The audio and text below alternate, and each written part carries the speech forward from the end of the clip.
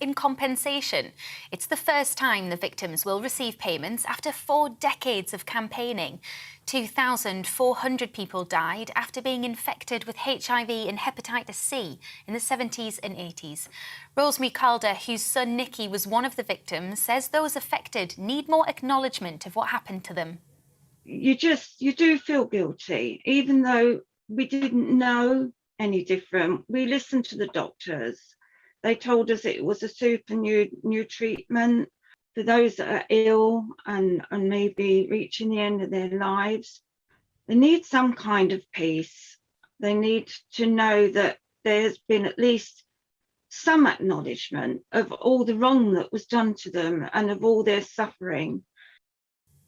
In England and Wales, police officers who are violent to women will be dismissed and barred from rejoining the profession under new guidance. The College of Policing launched a review into the current penalties for breaches of police standards in a bid to improve public confidence. It's after a number of cases involving officers committing offences against women, the most high-profile being the death of Sarah Everard. Cyclists could face a 20-mile-an-hour speed limit and they may need number plates. Transport Secretary Grant Shapps told the Daily Mail there should be a review on cycling rules. He vowed to create a death by dangerous cycling law that would treat bike riders the same as motorists. The new law would be added to the Transport Bill, due to be put before Parliament in the autumn. Parts of the UK are braced for torrential rain and potential flash flooding after weeks of intense heat waves. The Met Office has issued amber weather warnings for thunderstorms across southeast England, where fast-flowing floodwater could be a danger to life. Yellow weather warnings cover central and southern England and South Wales. And a hospital in Nottinghamshire has urged patients to only attend its A&E when it's urgent or life-threatening after the building was flooded. Battleslaw Hospital in Worksop says it was a result of heavy rainfall. Staff are working to fix the problem. And Thames Water has announced it will introduce a hosepipe ban from the 24th of this month. The company, which supplies 15 million people, says it's a necessary step in their drought plan to protect supplies next summer. This is GB News. We bring you more news as it happens. Now let's get back to Liam.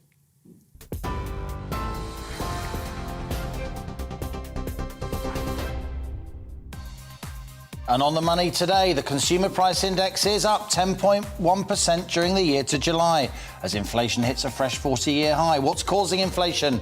It's a cost of living crisis. Is it a cost of lockdown crisis? And how can we get price pressures under control? As ever here on the money, a grown-up discussion with people who really know their stuff. Plus, while households are feeling inflation, so are the UK's small and medium-sized firms, which account for well over half the UK economy and 2/3 of all jobs. We'll hear from a small business champion, a laundrette owner, on how the cost of living crisis is changing consumer behaviour and impacting her business. And each day on The Money features an in-depth Money Talks interview. Well, today we meet Robert Taylor, an experienced barrister, the boss of the 360 Law Group, which operates with no physical offices at all, one of the UK's only virtual law firms. He'll be telling us how this keeps costs down, helping his firm, he says, deliver better value legal services. That's later in the show. And let me know what you think of the issues raised in today's On the Money. How do they impact you? Email gbviews@gbnews.uk or tweet @gbnews. I'll read out some of your messages later in the show, so stay with us because this is GB News. I'm Liam Halligan and you're on the money.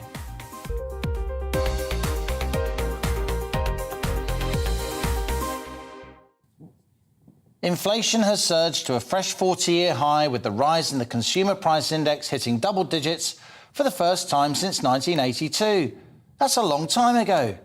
It was the year a young singer called Madonna made her debut. Michael Jackson released Thriller in 1982, which went on, of course, to become the best-selling album of all time. In the here and now, UK inflation just went above 10%, much higher than expected by most analysts. The cost of living soaring, and the bad news is inflation will, I'm afraid, get worse before it gets better. In June, the consumer price index increased by 9.4% compared to June 2021. Today's figures show that in July, CPI inflation rose to 10.1%, that fresh 40-year high, and more than 5 times the Bank of England's 2% target. The retail price index, the RPI, a broader inflation measure which the Bank of England used to target, that's at 12.7% higher than last month. And the producer price index, which captures the cost of inputs that firms buy to produce the goods and services they sell us, is no less than 22% higher than a year ago, suggesting there are more cost pressures in the pipeline. Soaring consumer inflation is Join my show Farage, 7 p.m. till 8 p.m. Monday through Thursday, and there you will get opinion, analysis, debate, and I'll cover stories that nobody else dares to touch. You've been cancelled. Join the club. Oh my goodness me. And then for the last 15 minutes, talking pints. Over a drink, we have a civilised conversation with someone. We very often disagree, but we do it in a grown-up way. Come and join me on Farage.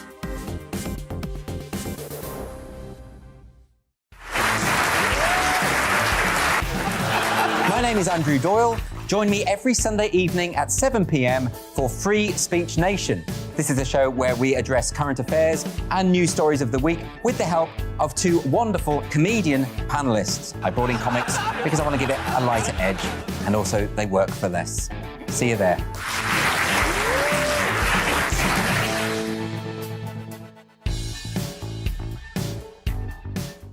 Hi there, it's Stephen and Anne. At breakfast from 6 a.m, you'll always be caught up with everything you need to know, the latest headlines, opinions and debates. We'll bring you the good news and the bad, but most of all, we're here for you. Remember, send in your views and let us know what you would like us to talk about. That's because we're your news channel. And every morning at 6 a.m, it's breakfast on GB News. I'm Dan Wootton. Join me Monday to Thursday from 9 to 11 for the feistiest and most fun news debate on TV, where free speech reigns. I'll bring you a sharp take on the day's biggest stories, bombshell newsmaker interviews, and A-list guests. And I guarantee you, no spin, no bias, no censorship, and no reason to go to bed. That's Dan Wootton Tonight, Monday to Thursdays from 9 on GB News. We are GB News. We're right across this great nation. On TV. On radio. On digital. Absolutely everywhere. We don't talk down to you. We embrace all voices with honest and civilised conversation. We are not part of the establishment. We're one of you. And we're only getting started. Join us on GB News, the People's Channel. Britain's news channel.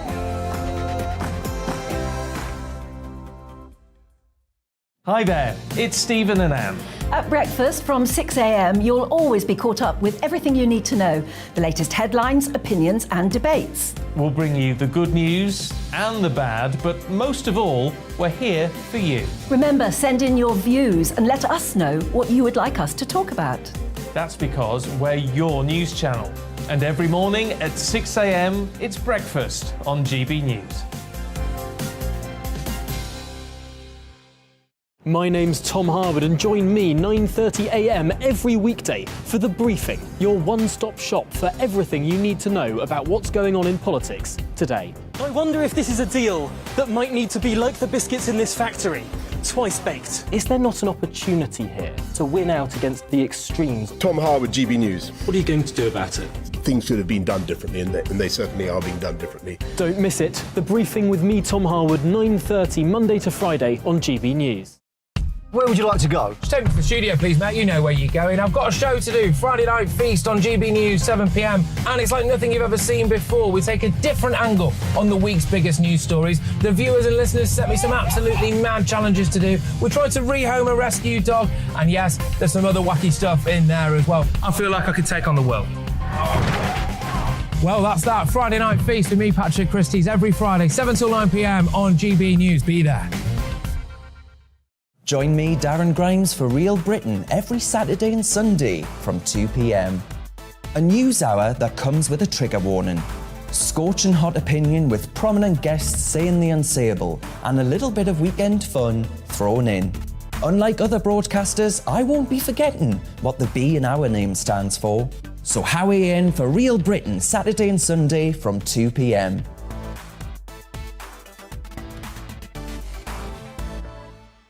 Hello, I'm Patrick Christie's. And I'm Mercy Moroki. Make sure that you join us Monday to Thursday, 10 a.m. until midday, right here on GB News for To The Point.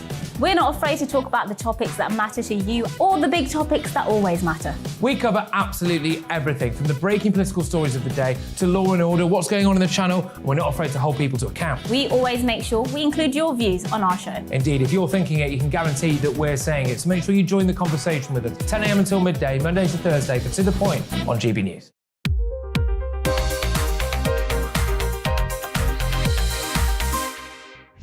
Well, I think it's fair to say the last 18 months have been completely traumatic for the business, for our employees, for the families, everything. If you wind the clock back to the start of last year, we were actually seeing the first impact of COVID then from supply from China. And at the time, we were thinking the impact of material supply, not even thinking of a pandemic as such. Come April, we shut down basically all 22 of our factories, completely closed them. We didn't know what safe COVID protocols were. India, China, Brazil, US, Russia, we just shut everything. And they were shut for 2 months completely as we sort of got to grips with the supply chain, the demand, which had fallen off a cliff. And then we slowly came back to production in June, July. Since then, we put safe COVID protocols in place. You know, everyone had PPE, temperature checks. Still a very tough environment to come in and build machines in, but you know the employees did a super job supporting it. We then saw demand begin to come back, and since the third and fourth quarter last year, demand has just absolutely gone crazy.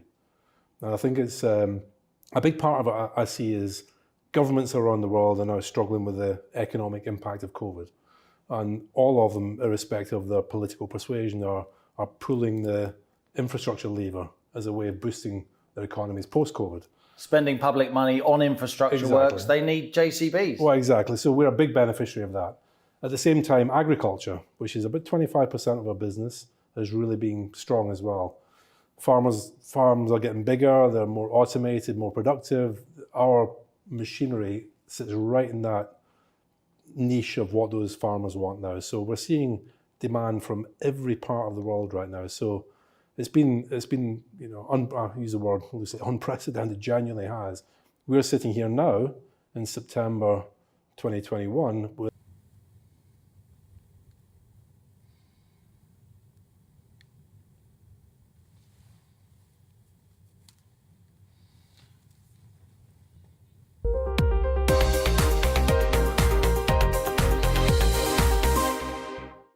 And here we are. I do apologise from all of us here at GB News for those technical gremlins. We had a sound issue, but we are now back in the saddle and on the money. As I was saying, inflation surged to a fresh 40-year high, with the rise in the consumer price index hitting double digits for the first time in 1982. The year Madonna made her debut, the year Michael Jackson released Thriller, which became the best-selling album of all time. In the here and now, UK inflation's just gone above 10%, much higher than expected by most analysts. The cost of living is soaring, and the bad news is inflation will get worse before it gets better. In June, the consumer price index increased by 9.4% compared to June 2021. Today's figures show that in July, CPI inflation rose 10.1%. That's the 40-year high. It's also more than 5 times the Bank of England's 2% target. Now, the retail price index, that's a broader inflation measure which the bank used to target. That's 12.7% higher last month than July 2021. And then there's the producer price index, which we often talk about here on The Money. It captures the cost of the inputs that firms buy to produce goods and services they sell us. 22.6% higher than a year ago, suggesting there are more cost pressures in the pipeline. Now, this soaring consumer inflation is explained in part by higher food bills and the cost pressures faced by farmers, of course. Food inflation is 12.7% up, according to the Office for National Statistics. Supermarkets are reporting their sales of own brand produce are up by a fifth over recent months as shoppers look to save cash. Rising utility bills, they're also playing a major role. They've doubled for many households over the last year. And with energy regulator Ofgem set to raise its price cap again in October, we're in for more price rises as we go into autumn and winter. Now, the Bank of England and others who previously underestimated price pressures, they highlight the war in Ukraine and the knock-on impact on global gas and wheat prices when trying to explain high inflation. This Russia-Ukraine conflict has made things worse. But inflation was already at a 30-year high back in February, before Putin's invasion. Inflation, to my mind, being driven by the fact that the world was locked down for 2 years and has yet to fully reboot. While post-lockdown demand has surged, firms and factories everywhere, the global economy, they're still struggling with supply chain issues, and that's pushing prices up. And that is our on-the-money question today. Is this a cost of living crisis and a cost of lockdown crisis?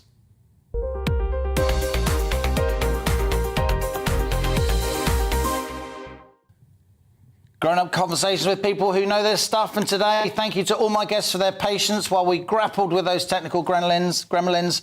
James Quinn, CEO of Freeview, that's a Sheffield-based battery manufacturer. Great to have you on the show. Neil Sharlick returns to On the Money. He's CEO of Gillingham Street Angels, a food bank in Kent. And another friend of the show, it's Julian Jessup, a former Treasury economist, one of the most influential voices on inflation in the UK today. And talking of influential, kind of, we have Justin Urquhart-Stewart, our very own Gordon Gekko, co-founder of Regionally. Great to have you with us, Justin. I have to give the first word to you, Julian. You and I, we've been warning about inflation. We said it would go into double digits. Now it has. It doesn't feel good to be right, does it? No, it definitely doesn't. And as you said earlier, it's going to get worse before it gets better. It looks like headline inflation will be maybe at least 13% in October when energy bills rise again.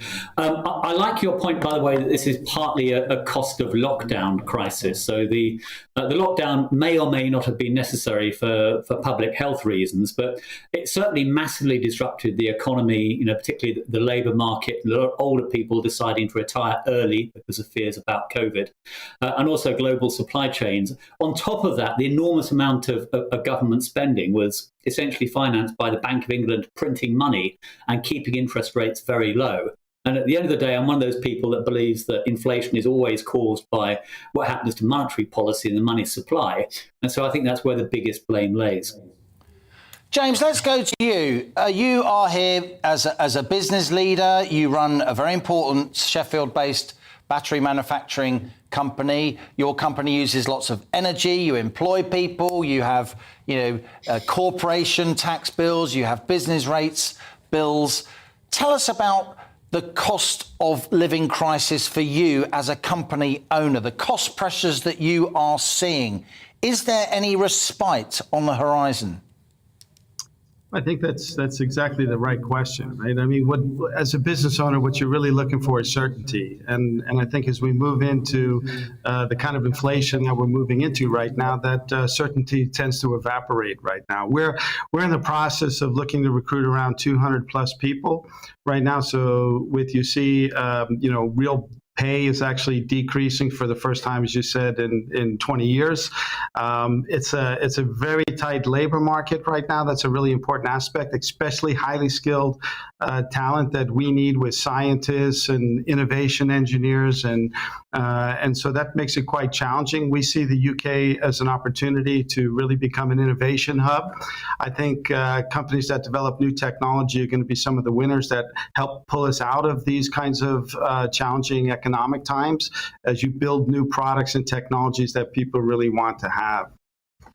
You put your finger on it there, James, if I may say so. When inflation gets high, business leaders like you think hard about employing more people. You don't know what price you're going to get for your goods. You don't know what price you're going to have to pay for the inputs that you need. And that, of course, has knock-on effects for the broader economy, for jobs and incomes, as you say. And so, Neil Sharlick, what's the reality that you are seeing on the ground? You're not at the business front line. You're at the front line of coping with this cost of living crisis. Gillingham Street Angels doing absolutely fabulous work down there in Kent. Are you seeing the use of food banks go up? Are you seeing different kinds of people using food banks these days? The numbers that so last month we fed 13,064 people. Our numbers are going up horrendously. And it's not just for food. People are asking for school uniform.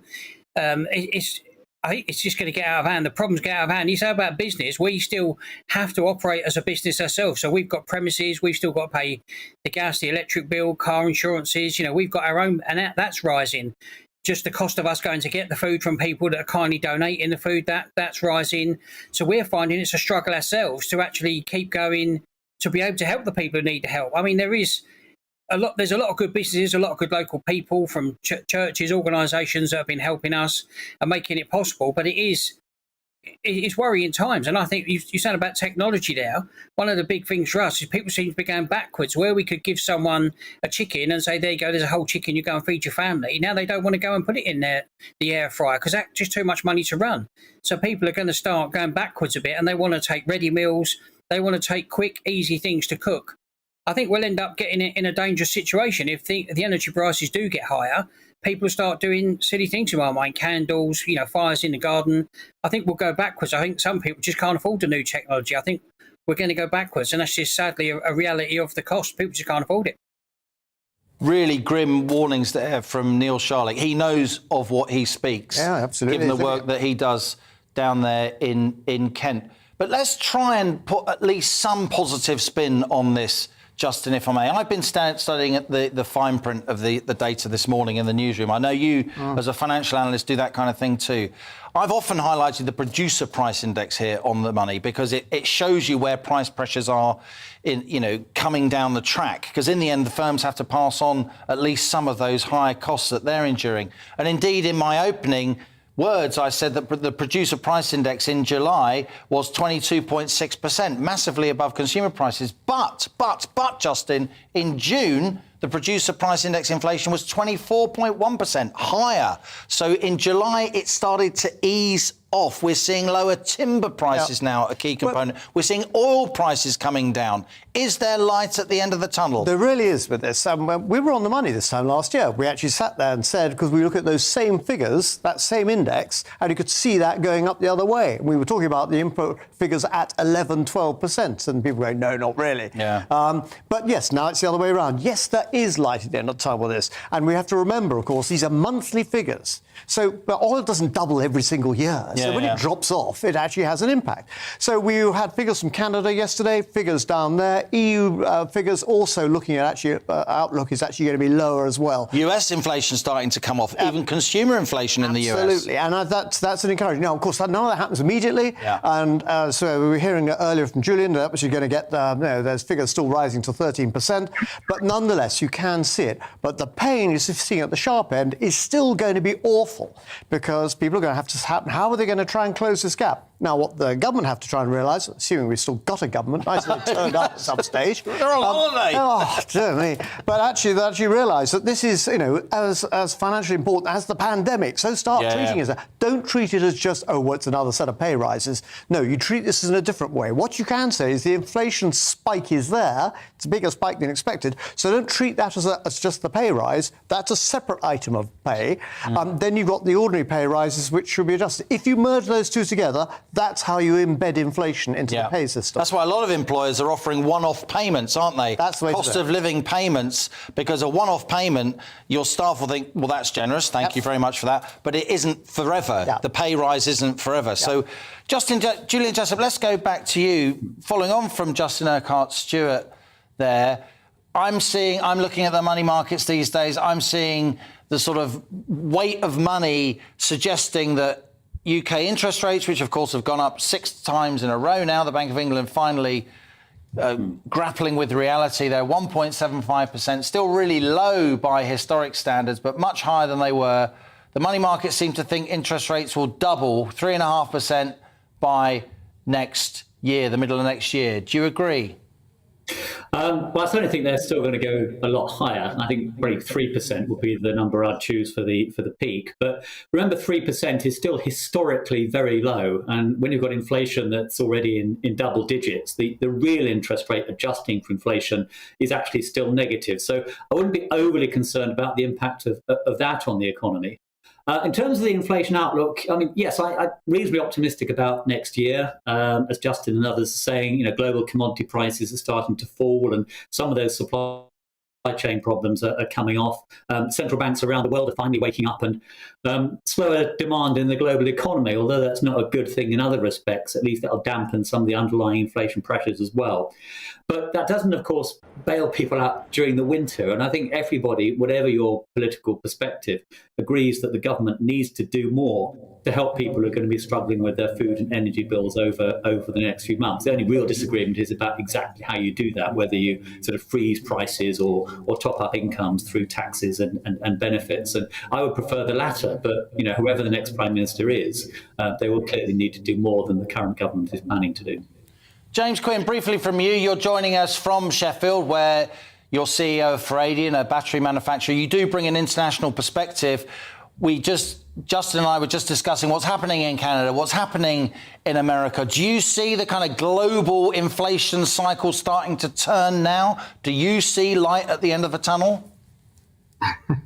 What do we say? Hope is not a strategy, right? It is challenging. I mean, if you take a look at the international supply chain that we have and the impact of the currency effects look at the dollar and the euro are almost in parity right now. You see the pound is losing its value against the dollar. And these are creating challenges for us as we scale up in terms of manufacturing.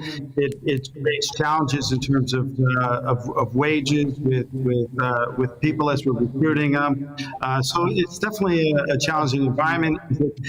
Are we moving into a recession, or is this an opportunity where we'll maybe just skip the surface and go into a recovery? It's still a bit difficult to say. So I think you always have to plan for the worst, and at the same time, I think we cannot hold back because we have to scale because the demand is there for our technology right now. We're talking about financial markets. We're talking about new statistics from the Office for National Statistics. But this is, of course, all about real people. Let's give the last word to Neil Charlick. Neil, what's your sense from the front line of the cost of living crisis of the extent to which the government gets it? We've just given people £325 in the middle of a heat wave to pay their heating bill in the winter. How many of those people have still got that £325 and saved it for the winter? I think the timing's got to be correct. If they're gonna help these people, the timing needs to be right and do something before it goes horribly wrong. For me, I think it's about the timing. I just think they've got to get it right. Wise words as ever. Neil Charlick, we will stay in touch. You're CEO of Gillingham Street Angels. James Quinn joined us from Sheffield. He's the CEO of Freeview, a battery manufacturer. Former Treasury economist Julian Jessup. Thank you all, gentlemen, for your discussion. Thanks to Julian, Justin Urquhart-Stewart, you're staying with us. And thanks to you, dear GB News viewers and listeners, for your patience as we grappled there with those technical issues. This is On the Money with me, Liam Halligan. Coming up, as inflation bites, how are small businesses coping? We'll be hearing from an laundrette owner from East Grinstead, no less, and why more locals are turning to her service. That's after the GB News headlines once more with Bethany Elsey.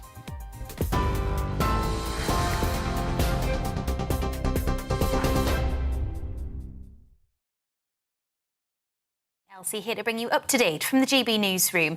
An 87-year-old man who was stabbed to death while riding a mobility scooter has been named as Thomas O'Halloran. Our national reporter Paul Hawkins is in Greenford in northwest London, near to where the incident took place. Paul, what do we know so far?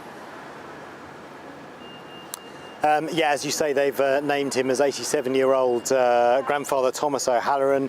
We know that where he eventually received emergency treatment from the paramedics, but failed to respond to that and passed away. 75 yards from that scene was where the attack took place. That's what we've heard from the Metropolitan Police earlier today. So he sustained the wound and then carried on for another 75 yards before eventually flagging down help. We know that his family are being supported by the Metropolitan Police, who have released a picture of a man that was fleeing the scene armed with a knife. Now, he was wearing grey shorts, a dark coloured t-shirt, a white baseball cap and white patterned builder-style gloves. Now, the police want to speak to him in connection with this attack. We've been speaking to people in the area. They are shocked, not just that the attack has taken place in an area like this, but that also it was on an 87-year-old grandfather on a mobility scooter, a vulnerable member of society. He used to play the accordion, busking here at the station. Many people around here that we've spoken knew him very well, and they say they are shocked that such a kind, gentle man has been attacked in this way. Our national reporter Paul Hawkins, thanks very much for that update. Of course, we'll keep you updated on GB News. Now to our other top story this hour. The cost of living is rising at its fastest pace in 40 years as inflation reached double figures at 10.1% in July. According to the Office for National Statistics, that's a sharp rise from June when the Consumer Price Index stood at 9.4%.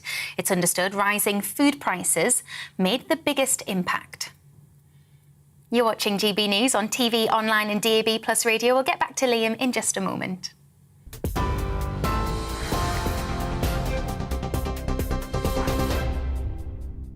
Direct Bullion sponsors the Finance Report on GB News for gold and silver investment. But first, here's a quick snapshot of today's markets. The pound will buy you $1.21 and 1.19 euros. And the price of gold currently stands at £1,466 and 6 pence per ounce. Direct Bullion sponsors the Finance Report on GB News for real-time investment. Join my show Farage, 7 p.m. till 8 p.m. Monday through Thursday. And there you will get opinion, analysis, debate, and I'll cover stories that nobody else dares to touch. You've been cancelled. Join the club. Oh, my goodness me. And then for the last 15 minutes, talking pints. We're over a drink. We have a civilised conversation with someone. We very often disagree, but we do it in a grown-up way. Come and join me on Farage.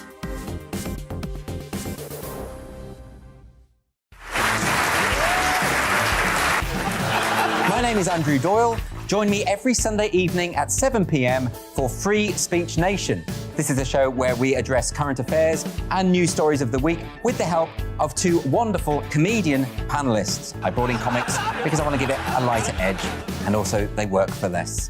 See you there.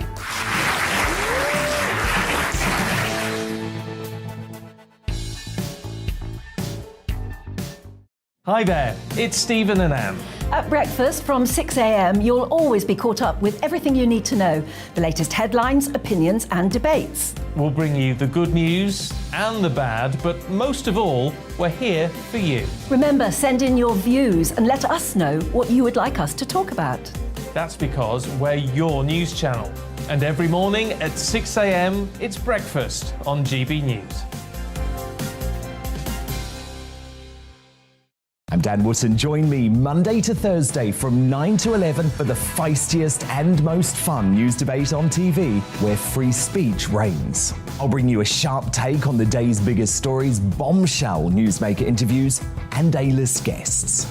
And I guarantee you, no spin, no bias, no censorship, and no reason to go to bed. That's Dan Wootton Tonight, Monday to Thursdays from 9 on GB News.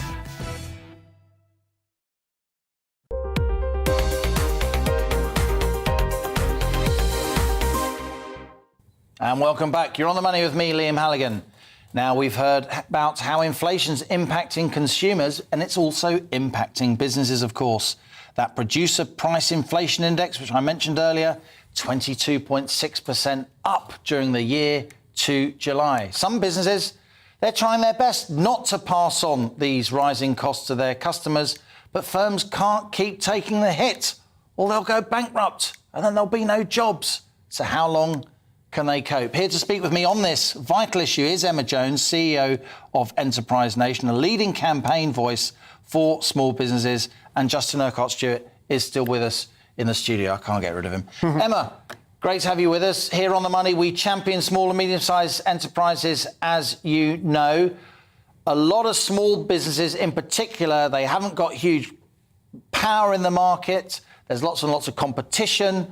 They find it very difficult to pass those price rises on, don't they? They do, Liam, and in fact, they are telling us exactly that. So we did run a small business barometer a month ago.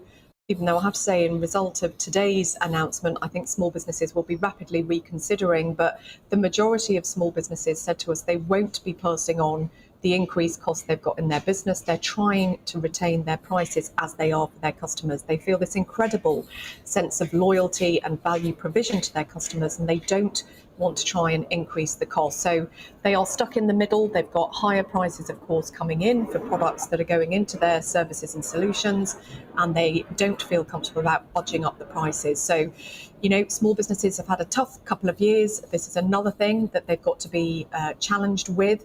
But of course, our job is to make sure these small businesses get access to all the support they can. So hopefully they do keep trading through the next 12 to 15 months. I'll tell you what, Justin, what I think's going on here. I read a lot of economic history, and in previous big inflations, you get the really big companies, the powerful companies. They have to buy inputs like everyone else, but they have power over their suppliers. They have power over their labour force. And I think a lot of big companies, they're using this inflation to profiteer, if you like, to push prices up, even if their cost base isn't going up that much. The small and medium-sized guys, their costs are going through the roof. They don't have a trading desk to buy energy on the futures market. They just got to deal with an energy supplier, like somebody running a household. Oh, how many times? Do you think there's something in that? Well, you can do, because you just see, like some of the supermarkets are saying, we're going to have a sale on this particular product line, and by the way, you're paying for it. And so it just gets passed back to the small producer. And that's the problem they've got. Right. That's right. What they can be doing, and I know we've got this with, because Liz Barclay has been looking at this in terms of... The Small Business Commissioner, the former campaigning journalist. And I think that is really important, because as you were just saying, this is the major... It's our largest group of employment.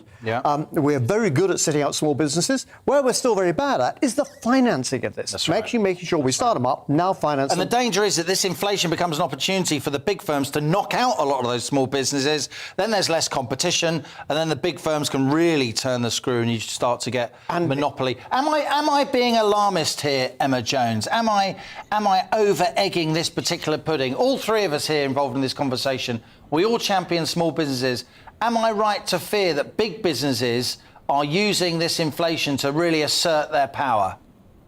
Well, what I was going to say to you, Liam, is I'm hoping that your predictions don't come true. So, as you say, you know, small businesses, and despite everything that they're going through, small businesses still feel relatively confident, relatively optimistic. And actually, just as a business, you know, Enterprise Nation has been going for a decade plus. One of the key responsibilities we think we've got towards small businesses is to give them the place of optimism. You know, running a business is tough. In the best of times, it's tough. You've got products to create, you've got a team to keep happy, you've got the financing to be on top of. What doesn't help is seeing this daily bad news coming in. And so one of the things I think as a society we have to try and do is boost the confidence of small businesses. And of course, Liam, one of the ways in which people can do that is buying more from small businesses. And I know we've talked about this topic on your show before, but one of the key things that we think needs to happen, absolutely, you are right at the moment, is we need to get payment quicker into the hands of small businesses. So let's make sure their invoices get paid first. Let's make sure customers hopefully keep shopping with them, and desperately let's get them the support they need to keep their confidence levels high. That late payment issue really is a killer for some small businesses, isn't it? But, you know, if they're providing goods and services and they're not getting their money, then their money that they are owed by their bigger business customers, that's losing value as they're waiting to be paid. Emma, let's talk just finally about hope and optimism. James Quinn, a distinguished business leader earlier in the show, he came up with a pretty good line: hope is not a business strategy.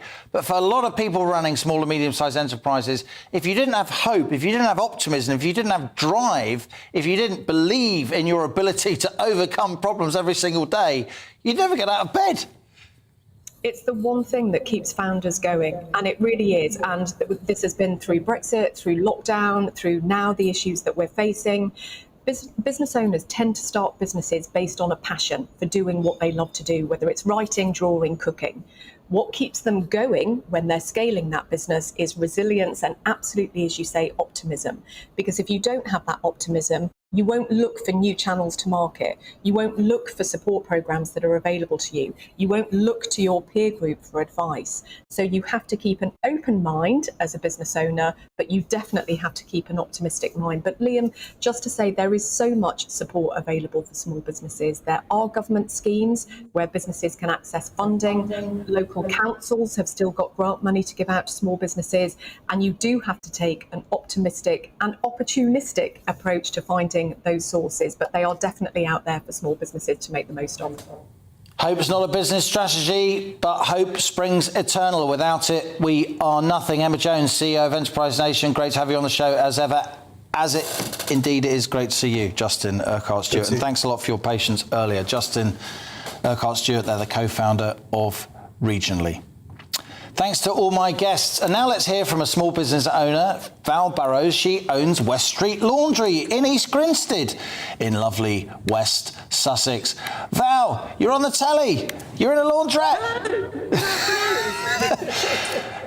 Val, I must say, I haven't been in a laundrette since I was a student washing my grubby clothes that my mum refused to wash when I used to take them home in bin bags. You don't know what you're missing. But I do know, I've sensed on my local high street, there's a lot more people in the laundry these days. Is it, maybe they don't want to turn on their own washing machines. Maybe they're washing clothes less and going to the laundrette rather than using their washing facilities at home. What are you sensing? Tell us about the state of the nation when it comes to laundrettes. Right, well, they are still in demand, very much so. More people are using laundrettes for the simple reason that it's possibly cheaper to come here and put 5 loads of washing in a big machine, like one of these behind me, for £9 than it is to do the washing at home. And then they can use the dryers and it's job done in an hour and a half. The whole week's washing done. So we are finding that customer coming in that's now, using it more. But the history of the laundrette, my laundrette here I've owned for 10 years, has been here for 40 years.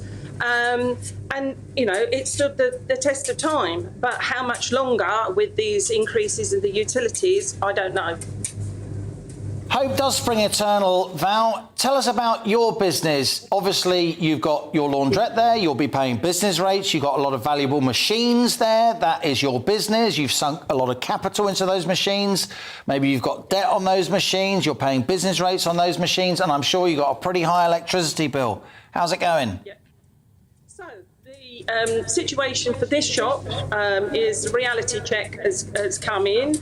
We have come to the end of our fixed rate contracts for the gas and electric, and our gas has gone up 246%, and the electric's gone up 150%. Now, I anticipated that there would be some and a more than threefold increase, a twofold and a more than threefold increase on your gas and electric. That must eat into your margins. Is it wiped out all your profit? Can you survive? Yes. No. This business won't be able to sustain it. I cannot pass it on to the customers. It's not realistic. Our client base isn't all about business people coming in, the professionals using the laundrette because it's quick and easy.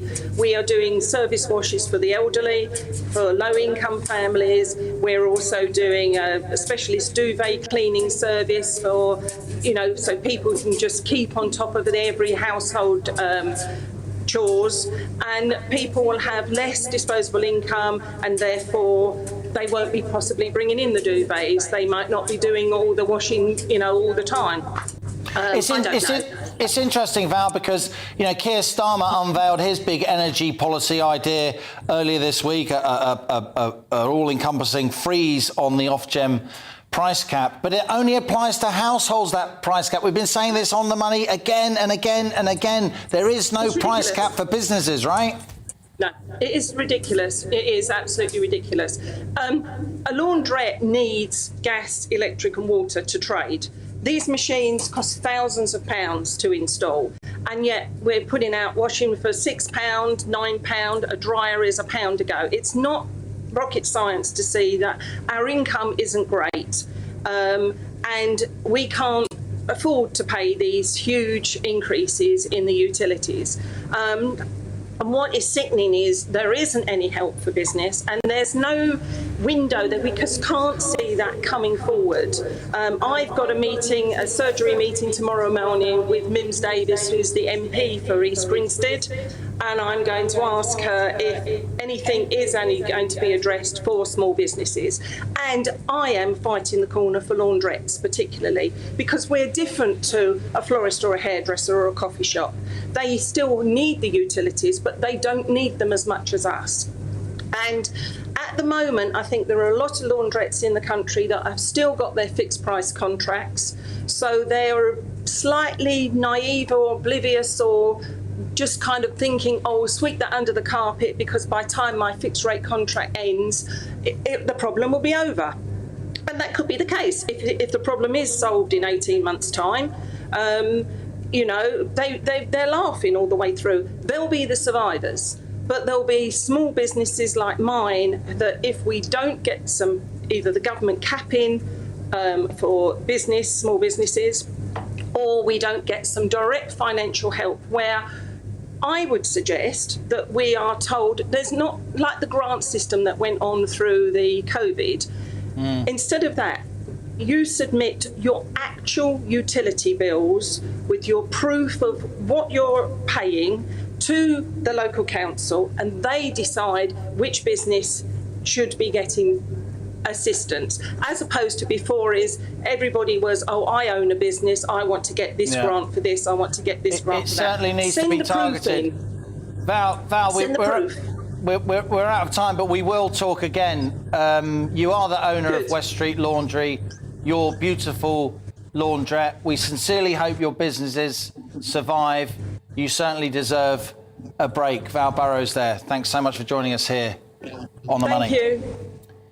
It's time now for my daily interview series, Money Talks, and I'm joined by Robert Taylor. He's CEO and General Counsel at 360 Law Group. Now, 360 Law Group was set up with the aim to create a business model to provide high-quality legal services at a lower cost, something that would be welcomed by a whole range of businesses, of course. But this isn't your typical law firm, because the 360 Law Group operates completely virtually, keeping costs down by having no physical offices. That eliminates rent, reduces admin costs, and allows the firm to pass on those savings. So here he is in the studio, Robert Taylor, barrister and CEO at 360 Law Group, my latest guest at Money Talks.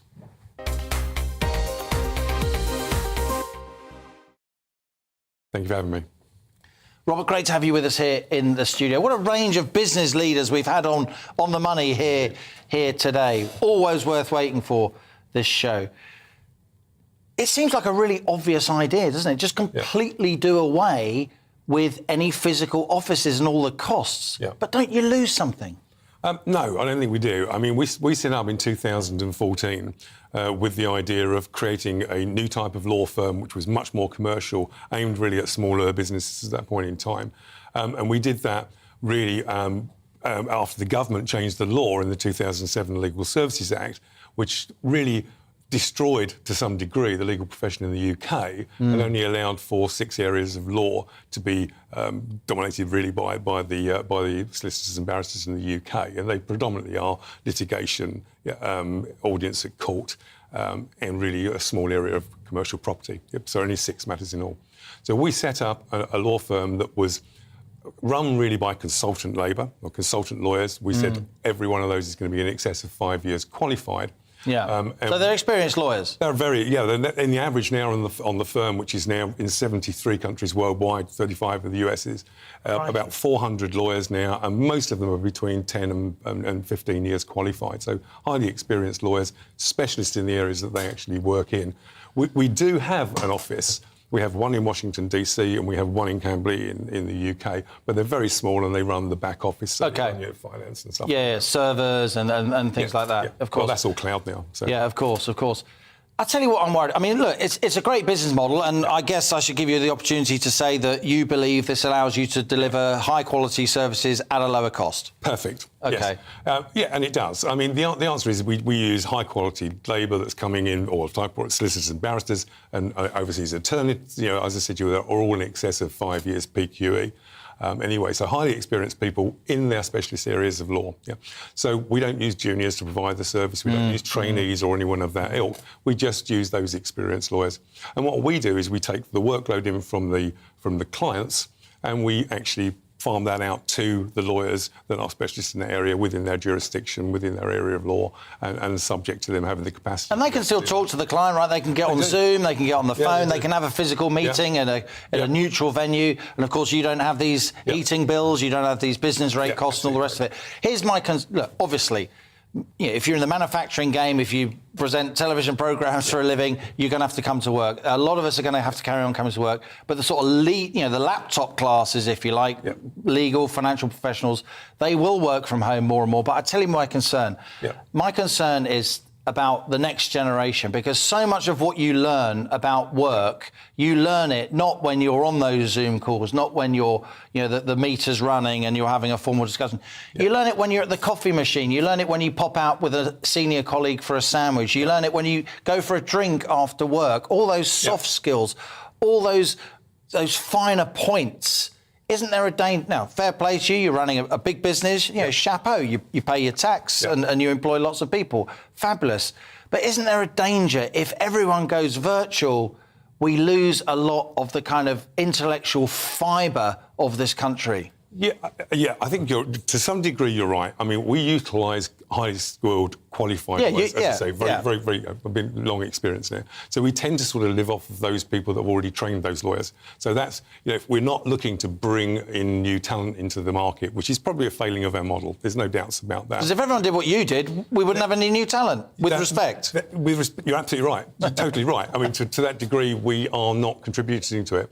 What we would do, if that became a problem, was we would start training those individuals and we would start bringing them into the model. So yeah, we're doing that. So yeah, you're right. The fault in the model, to a degree, is that we're not actually training new talent to come into the market. But what we are doing is picking up highly qualified individuals to provide their services to those at much more discounted rates. So our UK hourly rate's $162.75 an hour for a 10 to 15 years qualified lawyer in a specialist area of law. Which is, it's a huge amount of money, but it is pretty cheap and cheerful. Yeah, albeit with a very high quality person, because you haven't got those overheads. Look, you're a very clever bloke. You're a barrister, years and years of training. You're obviously a very entrepreneurial person as well, a risk taker, if I may say so. And that I say that as a compliment. Where's this going? What is? Lockdown's changed us so much, hasn't it? The future of the workplace is never going to be the same again, is it? No, it's not. And I think, we was growing and we chose this model, as I say, to get into the government's view of lowering cost of legal services to individuals and to businesses. So that's how we started to get in. But when COVID came along, it really did start to turn around and say that the model of running from home really did start to work. And we saw our client base go from being those upper middle tier sort of companies in the UK to being everyone from sort of like SMEs right way through to some of the largest. Because they could access your services. Yeah, and everyone was doing it. And that's the plus side of what you're doing. Yeah, but everyone was doing it. So most law firms were actually still running from home. I mean, we brought in an application called vSign, which allowed people to sign documents online in a videoed environment, which would never been done before lockdown. So I think COVID accelerated our model. And just showed that law could be provided very efficiently, from home. And many people are now doing that. Many law firms are actually following that model by using consultants and working from home. Fascinating stuff. Robert Taylor, my latest guest on Money Talks. You are CEO of 360 Law Group. Very interesting stuff. That's all we've got time for today. I do apologise once again for the issues we had at the top of the show, but we got back in the saddle and we delivered on the money anyway, as we always do. So join me tomorrow at 1 p.m. I'll be continuing the focus on the cost of living crisis, helping you to beat the squeeze. Thanks for joining me today, because this is GB News. I'm Liam Halligan, and that, in the end, was on the money. Hello, I'm Aidan McGivern from the Met Office. Further showers to come, but mostly in the south today. Hit and miss thunderstorms in places as well. Could cause some serious impacts in one or two spots, but it will be fine. In the north, a ridge of high pressure is building in here. So for Scotland, Northern Ireland, Northern England, and then eventually Central areas, we're going to see plenty of dry and bright weather. Still some areas of cloud floating about, but increasingly sunny spells coming through. However, it's across South Wales into southern England where the focus for the heavy showers will be. And for the southeast and London area in particular, there's a signal for 50 to perhaps 100 millimetres in a few spots in just a few hours, and that would cause serious impacts. Some flooding, for example, and tricky driving conditions. Amber warning enforced because that's an awful lot of rainfall to fall in a short space of time. But these are hit and miss thunderstorms, so not everyone will be affected. They do clear away overnight, a quieter night to come. Clear spells for many for a time before thicker cloud pushes into western Scotland and Northern Ireland. And it's a cool night where we've got the clear spells through central areas, but a lot of cloud remains in the south and the northwest as well, so 15 or 16 here. Outbreaks of rain then spilling into Scotland, Northern England and Northern Ireland as well during Thursday morning, eventually reaching parts of North Wales where it will turn heavier for a time, as well as northwest England. But after any early showers clear in the southeast, just 1 or 2 in the afternoon, nowhere near as lively as recent days. Temperatures reaching 27 Celsius in the southeast, low 20s further northwest, high teens where we've got the rain spreading through. And that rain will push into the Midlands as well as southwest England during Thursday evening. It clears from Scotland, Northern Ireland and Northern England. Clear spells here, but also a few showers. And then Friday really is a day of bright spells and showers. Feeling cooler on Friday and Saturday.